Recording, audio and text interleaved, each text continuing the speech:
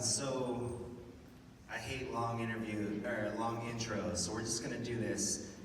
I identified 6 things that were important to you getting up to Lambda, but I'm gonna do each of those 10 words or less.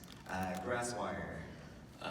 Grasswire was a company I started. We were trying to make news verification thing, and it worked, but nobody pays for it. Yep. So the 10 words I chose: crowdsourced news platform, homeless while launching, died because screwed by VC. There are stories there, Yeah. Lend Up, I said senior growth officer, growth hacker for growth phase startup. Fairly. Yeah, that's accurate. Yeah, that sums up all the interesting things about that part, right? Yep. Tell me about this quote. Wow, thanks. We won't let you down. So while I was at Lend Up, I was a little bit bored and got into investing and trading options and kind of playing the stock market a little bit. And I, for a short time, put 100% of my net worth into Tesla when it was trading at 180. And somebody tweeted about that to Elon Musk, and he said, basically, thank you. And it doubled in price in the next 3 months, so yay me. That was the By the way, my net worth was like $5,000, but the reporters didn't catch that part of the story. So that wow thanks, we won't let you down was from Elon Musk. Secret Sauce, the ultimate growth guide, self-published book, made 150K. How important was that for launching Lambda, giving that personal runway? Super important. I don't think we could have done it without having a little bit of cash in the bank. Grasswire we launched with no cash in the bank, so we were entirely reliant on VCs, which is not a good position to ever be in. In fact, when we started Lambda, we were determined to never raise VC ever, which is, not what happened. We've raised $48 million in the first 2 years. But other than that, we were determined not to raise money from VCs. All right, so took some questions from Twitter. This question, I don't know the background of it yet, but the question is, how did you almost get your mom arrested for helping a felon? I saw that one on Twitter. I was like, yeah, that's definitely going to be asked. When I was younger, like 15, 16, I would sell stuff on eBay for people who didn't know how to use eBay, which was not very hard to do, and I would take a cut of whatever they sold. So a guy wanted me to sell a GPS, and I didn't realize he was one of the biggest credit card thieves in the US. So when he shipped the package to my house, we denied it because it was sent to the wrong address. Or to the wrong name, that wasn't my name. Turns out the FedEx guy was undercover. My mom was driving me to soccer practice. We got pulled over by 5 unmarked cars. The FBI took over my email address. That's the story. All right, so that's setting the stage for the kind of person we're working with today. So let's start at the beginning. Tell me about the process of how you had the idea for Lambda School, and how did it come to life? Yeah, so I was working at Lend Up, and at Lend Up we lend money to people that have low credit scores, basically. And just got pretty frustrated that we could lend money, but there was only so much we could do to help you. If we don't shift your income somehow, maybe we help you through a rough patch now, but it's going to come back again later. So it's better that it exists than not, but it still doesn't solve the problem. So I thought a lot about income inequality, and I have friends that, got hundreds of thousands of dollars in student loans and couldn't find a job, and then they figured out how to code, and now they're making a whole lot of money. And just trying to think through why isn't that more widely available? Why can't we give access to that to everybody? And how can we move the needle on people's incomes? That's really where it started. And it started out pretty simple and basic, but yeah. So it started out as an online boot camp was the original thing, right? Yeah, like any other code boot camp, just online. Yeah, and then how did it evolve from that to so it moved pretty quickly. Basically, we started talking to all of the would-be students. So we taught a month-long free introduction to programming and got 7,000 people signed up. And then we started emailing all those people saying, hey, why don't you pay us $10,000 to do the rest of it? And everybody emailed us back and said, because I don't have $10,000, and if I did, I wouldn't give it to you. Which makes a lot of sense. So we tried an experiment and said, if you'll pay us $1,000 up front, then if we get you a job, you owe us another $9,000. And normally when we'd send an email like that, we'd get an applicant or two, and that time we had like 150. So we realized that we were onto something, that if we could de-risk it for people, de-risk the education, more people would be interested. And then we just kind of followed that thread, and now it's 9 months long, full-time, 14 months part-time, completely free, unless and until you have a tech job that pays more than $50K a year. Otherwise, you pay us nothing. So that level of de-risking it's really hard for us to do as a company, but for the consumer, it's way better, and it makes growth blow up, turns out. Awesome. So you mentioned that Lambda School's free until they get a job making 50K or more, capped at 30,000. So that income share agreement is what that is. Correct. Right? So you weren't the first to do the income share agreement. You Nope. by far weren't the first boot camp. Nope. You weren't the first person to understand incentives. Nope. Like, why is Lambda School able to be what it is, where you didn't create any of those three things that people think about as like what Lambda School is? Yeah, I think we were just the first to fully close that loop, to where we could take a student from wherever they are and get them to where they need to be and not get paid unless we do so. And you really have to do the full stack all at once. You have to think about placement when you're doing admissions. You have to think about admissions when you're doing placement. You have to build the job search into the school itself, or students will graduate and not search the right way and won't get hired, and the whole business falls apart. We also have to figure out how to finance that, and that's a whole arm of the company, figuring out how to structure that and how to, boot camps can't just turn that on. They can't just say, hey, we're just not going to have any revenue for a while anymore and hope it works out on the other side. You have to think about it holistically, and I don't think anyone had done that. You've probably seen a lot of copycats doing ISAs, right? Oh yeah. Anyone have you scared? No. Well, why can't anyone else pull it off? Or why haven't they so far? Yeah, so when we started, first of all, nobody believed that you could teach people to code entirely online effectively at scale. Second of all, nobody believed that you could train somebody to code if they didn't have skin in the game and if they didn't pay money up front. And when you combine those two, everybody just thought we were crazy. So in the early days, we had massive dropout in our first classes. This is before the ISA income No, share. when we rolled out the ISA. Oh, okay. Because if you just shut the laptop and walk away, we never hear from you again. You're never going to pay us anything. If it gets hard one day and you quit, that's it. So we hired people that understood instructional design. We managed the admissions flow differently and the admissions process differently, so we knew we had people who were invested in the right way. And frankly, we just kept improving across the board until dropout was no longer a problem. And it took us 1.5 years to get there, and we're still improving on the course every single day. So frankly, you just have to be really, really good, and it's not easy. The reason I'm not afraid about competitors is because all of the code boot camps, they're not built the same way we are. They're not built to manage finance the way that we are. So they can't just turn on an income share agreement. It's not something you can tack on to your school. So the schools that are tacking it on, they're tacking it on for 10% of their students and trying to not let everybody else know it exists. Because if everybody that is paying up front knows it exists, they switch to that and your revenue goes to zero. And they're not built to withstand that. So our real competitors will come from new entrants that are just starting to figure it out. And they're just 2 years behind us and with $42 million less in the bank. Fair enough. So we'll see. All right. Tell us about numbers. Number of students, graduates, job placement, all that stuff. Yeah, so we have just over 1,000 students enrolled right now. We'll probably enroll just over 3,000 this year. We see right around 1,000 applications a week of people that want to join the school. We have placed, I want to say, I'm looking for the outcomes team, 175 students. Average increase in income per student is north of $40,000 a year.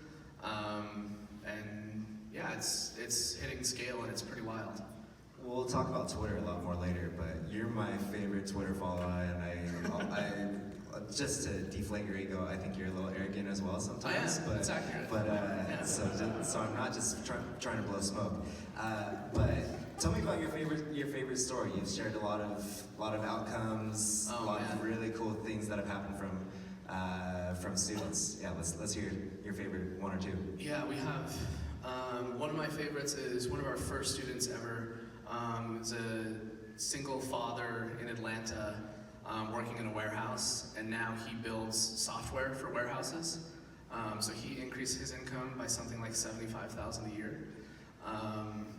Another one of my favorites was a gentleman in Texas. He had been unemployed for some time, and his wife was paying the bills, making minimum wage. He ended up getting a job. It was north of 90,000. I can't remember what it was. And like, you know, I get the honor of usually talking to, you know, when people get a job, they come and tell me or a couple other people first.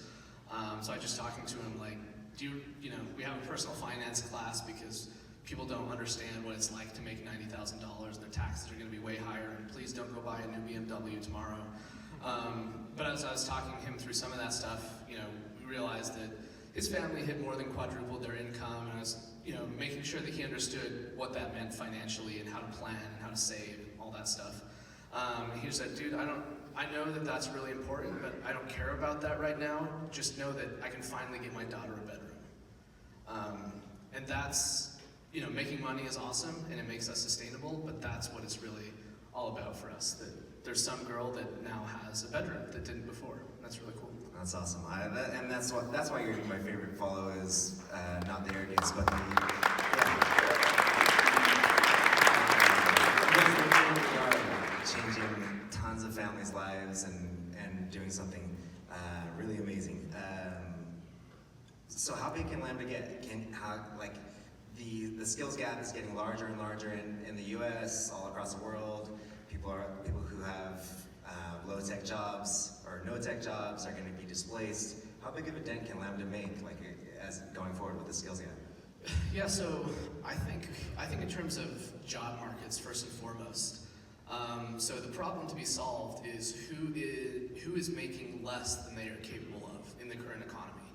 So when you think about it at that scale, I mean, it's huge. I once, you know, had an investor, one of the founders of PayPal, who came in and was talking to me, and he said, how big do you think this gets? And I said, I think we could train 1 million students a year. And he started, you know, thinking in his head, and he said, only 1 million students a year? Like, why so few? If you can actually solve this problem, why can you not have 10 million students a year? And he really meant that, and I think that's accurate. Obviously, that's not all training people to be computer scientists or software engineers. That would be all types of verticals all across the world, but I think that kind of scale is possible. Awesome. Let's see. So, talking more about Twitter, are you the best startup evangelist in the world right now on Twitter? Who's better than you? I'm sure. I don't know. I'm sure there's somebody. I don't know. I think the all-time winners of the PR and Twitter world are Basecamp, because they have an awful product, and their message is just, hey, don't take money from VCs and don't work more than 40 hours a week, and somehow they get an infinite amount of press for that. So the way they message that is pretty genius. Oh, that's funny. So one tweet that you had was you talked about how YC has, people talk a lot about the value of YC, but I'll read your tweet. Everyone talks about the network and brand value of being a YC founder, but the mentorship advice is drastically underrated. That's 2 or 3 times now that saved us from going down a path that likely leads to death. Next tweet you said, not sharing details here, sorry. Share some details. Yeah, I told you I would share the details. So the first time when we moved Lambda School from being, $20,000 up front to being free up front, we said, okay, we can make this course 6 months long because that's what employers want. They don't want a 12-week boot camp. And then we can do it twice a year. We'll just do them back to back. So we'll do 40 students this year, and then 80 students the next year, and over time it'll grow until it's meaningful. And one of our partners at Y Combinator just said, okay, so what can you do to start another 30 students in 3 weeks? And basically his point was, why are you not iterating more quickly than that? Why are you not starting more often? So if we did what I had originally planned, we would be starting student 60 we'd probably be dead because we'd have a dropout rate that was too high. We would be on our third iteration, whereas in actuality, we're about to start our 18th full-time cohort, and we have over 1,000 students enrolled, and we know exactly what it takes to get somebody from ground zero to hired, and that iteration process has been super important. The other time was right after we raised our Series B. So we raised a lot of money very quickly, and he brought us in and said, I've seen companies go down this path before. You guys have raised $48 million and you're 18 months old. You guys are gonna die. And I was like, okay, tell me more. It turns out that partner had been on the board of a lot of companies that had raised huge amounts of money, burned through it all, and we're done. So we knew, based on that conversation, that we needed to instill kind of prudence in our, how we invest our money. So now every hire is approved directly by me. Every single expense report goes through me. We've built a culture of frugality despite the fact that we have tens of millions of dollars in the bank. And I wouldn't have thought to do that if it weren't for that kind of come to Jesus moment. Awesome. Your Series B, it was quite a moment on tech Twitter for a little bit. Tons of love, more love or more hate when it happened? Love from the people that mattered, hate from the people that didn't know what they were talking about. So, how did that affect your psyche, A, and why did you decide to address so many of the people that didn't matter? I saw you tweeting a bunch of people that had fake names and weird stuff. Why did you decide to do that? So one of the realities of Twitter is that people will see everything. So if I voice dissent and I say, hey, actually, that thing that you just said is completely incorrect, that actually does matter.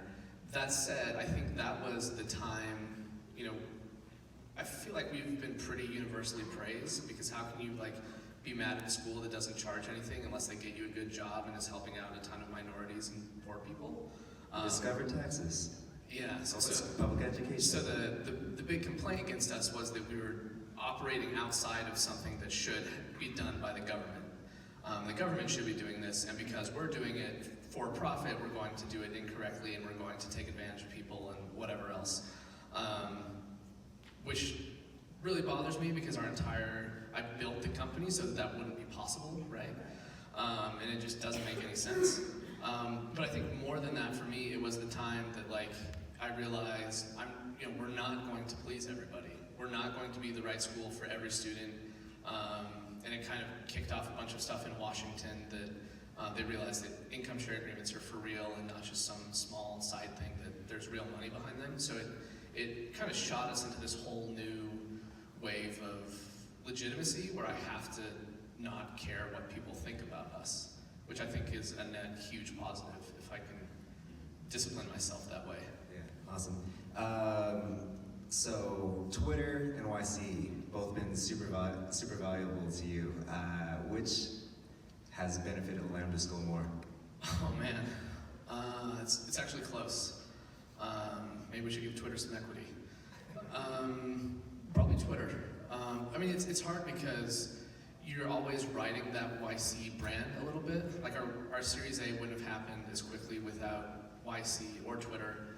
I think Twitter is probably net more positive, because Twitter allows us to launch something, get feedback instantly, and we can wrap it into the school within a day. Whereas normally, if you don't have that audience ready, it'll take you weeks or months to kind of test things and figure out what the response will be. What should all the startup founders, people that are here right now, they don't have the following that you have, but what should they implement right away as far as growing their following, helping their startup? What should they do right away? Speak honestly, top of mind, and it'll just happen. Yeah. Perfect way to close it out. All right, thanks everyone.